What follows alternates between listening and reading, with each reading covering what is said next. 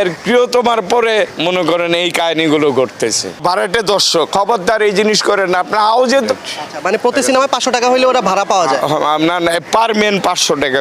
শাকিব খানের বক্তব্যের বিরুদ্ধে কঠিন অভিযোগ তোলেন এফডিসিতে সাক্ষাৎকার দেওয়া সাইড ক্যারেক্টার অভিনয় করা অভিনেতা ডেঞ্জার নাসিম। ডেঞ্জার নাসিম বলেন, প্রিয়তমা সিনেমা রিলিজের পর থেকে দেখে এসেছি একদল 500 টাকা জনপ্রতি খেয়ে শাকিব খানের সিনেমা দেখে।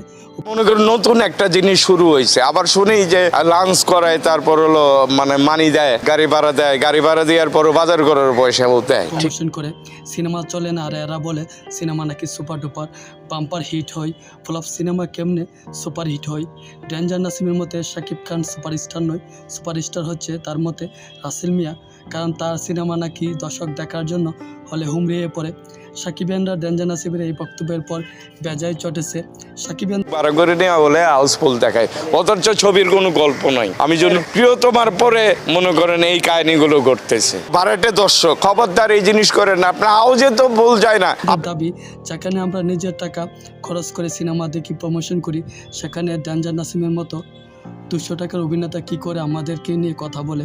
আর এক সাকিবিয়ান বলে, সাকিব ভাইয়ের সিনেমা এই 200 টাকার অভিনেতার চান্স পায় না বিদায় এরকম উল্টাপাল্টা মন্তব্য করে। ওরে কাছে পেলে খবর আসছিল এই নাসিব এফডিসি থেকে সাকিব খানকে নিয়ে উল্টাপাল্টা সাক্ষাৎকার দিয়ে।